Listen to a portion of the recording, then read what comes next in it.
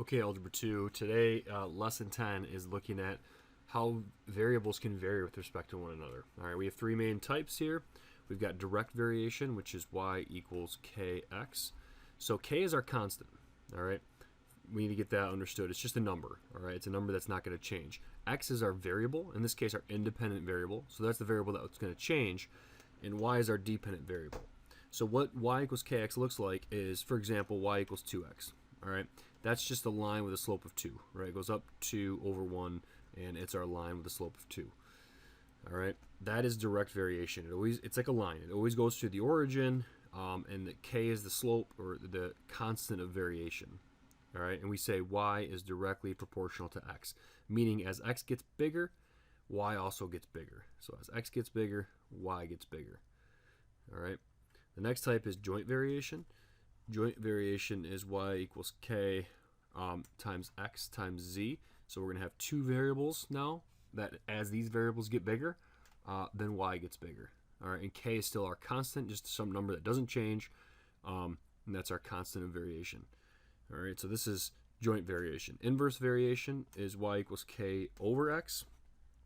All right, and we just studied this function. This is our hyperbola, as you remember. All right, and then basically as x gets bigger, y gets smaller. All right, so it's inversely proportional. Okay, so let's look at some examples then. We want to determine whether the equation is direct or inverse variation. So this one is clearly direct. You know, it's y equals kx. We can see what k is. K is 2. I just gave you this example. That's the line. That's direct variation. All right. Identify the constant of variation. K equals 2. All right. Let's try this one. This one is joint variation. Y equals k times x times z, where our constant of variation, k, in this case, is 5. So the first two are pretty straightforward. They follow right along with the definitions above. All right, let's try 5 then. 5 is a little bit trickier. We got to actually solve for y, so divide x both sides, and we get 36 over x. And then we can see its inverse variation, and we can see that our k is 36. Our constant of variation up here in the equation, k, is 36. All right. Once again, the next one, same thing. We do have to multiply both sides by x, you know, to get y by itself. And then we can see that we have direct variation, you know, y equals kx, where our k is 2/5. So we're going to say direct, and we're going to say k equals 2/5. All right. So I don't know, I'll try 8 here as well. In this one, we'll look at area being the dependent variable. So we'll divide both sides by 2. So what we get is area equals 1/2 base times height. So we can say that the area varies jointly with the base and the height. So this would be joint variation. And our k is 1/2. All right, so this is a perfect example. You know, this is the area of a triangle. And the area of a triangle varies jointly with the base and the height. So as the base gets bigger, the area gets bigger. But as the height gets bigger, the area also gets bigger. All right. Okay, the next type of problem you're going to see is one where they give you an x and a y, and then they give you another y, and they want you to find that corresponding x. So basically, if we know this is direct variation, we know the equation is going to be y equals kx. Well, they give us an x, and they give us a y, right? So we can use that to find our constant of variation, k. So we're going to write 28 equals k times 7, divide both sides by 7, and we get k equals 4. So now our equation is y equals 4x. That is our direct variation. So when they give us a new y of 52, we just plug that in, and then we can just divide both sides by 4 and solve for x, which is 13. All right. Let's try number 11. 11 says the dollar amount D that Megan earns varies directly with the number of hours worked H. All right, in her last paycheck, she earned $148.50,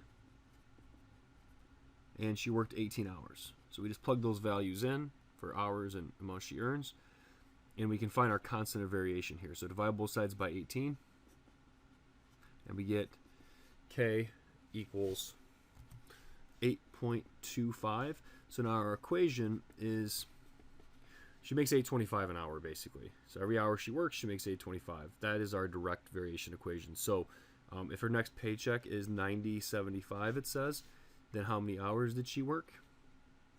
We can just divide both sides by 825, and we get our answer for the number of hours, which is 11 hours. Okay, let's try a couple joint variation ones. We have y varies jointly with x and z, so we know this is our equation. All right, it says that y is 48 when x is 8 and z is 15. So we plug those in and we solve for k by dividing both sides by 8 and dividing both sides by 15. And we find k to be 0.4 or 2/5 you'd prefer. So I'm going to go ahead and plug that in for k right here. 2/5. And then I can use my new values for x and z. So I'm going to plug in 14 for x and 20 for z. So what I'm solving now is 2/5 times 14 times 20 to find my new y. All right, and that gives us 112.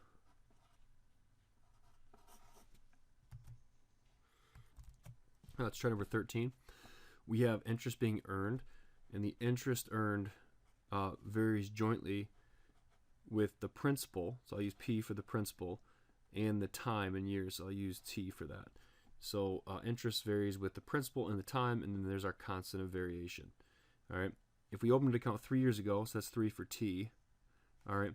And with 1,200 put in for our principal. All right.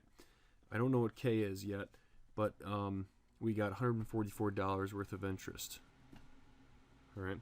So we're going to solve for K, divide both sides by 1,200 and divide by 3, and we get K is equal to 0.04.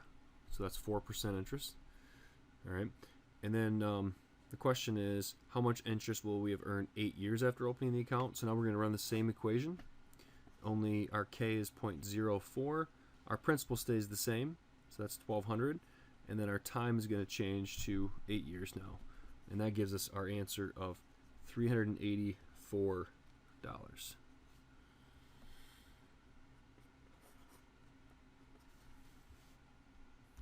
Okay, let's do a couple inverse. Y is inversely proportional to x. There's inverse variation. Now they say when y is 7.5, x is 8. So that allows us to multiply both sides by 8 and solve for k. All right, k 60. All right, so our equation, I'll plug that in right here, is y equals 60 over x. So the question is, what's x now when y is 5? So if you plug in 5 for y, what is x? So we're solving this equation, 5 equals 60 over x, and we're going to multiply both sides by x, and we're going to divide both sides by 5, and we get x equals 12. All right, and I didn't mean to box in the k value. That wasn't really what they asked for. They asked for the find x, so x is 12 is our answer. Okay, next one, 15.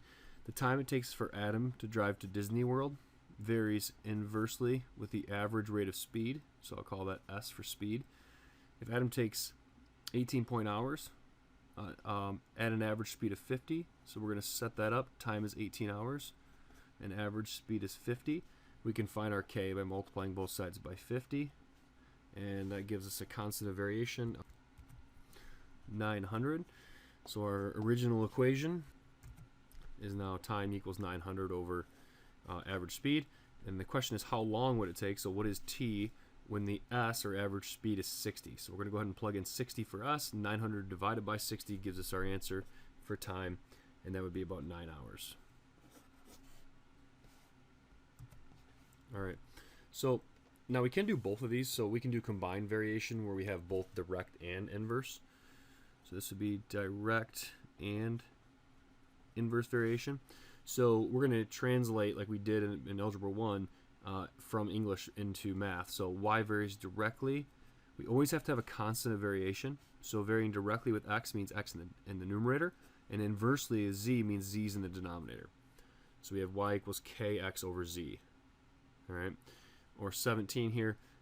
P varies inversely. We always have a k. Inversely with q squared, and directly with r cubed. So directly means that it's in the numerator, or that, you know, as that variable gets bigger, so does the other variable it's related to. All right, and inverse means that that variable's in the bottom, so as that variable q gets bigger, p gets smaller.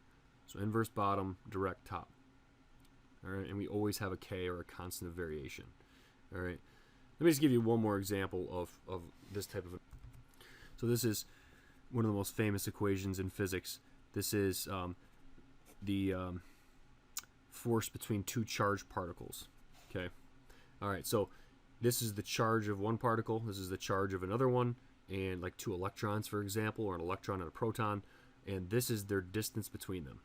All right. And K is this number, is constant of variation, and it's 6 times 10 to the ninth, I believe, or some really big number. But basically, you can see that the force between any two charges varies directly with each charge of each particle, and inversely as the square of the distance between them.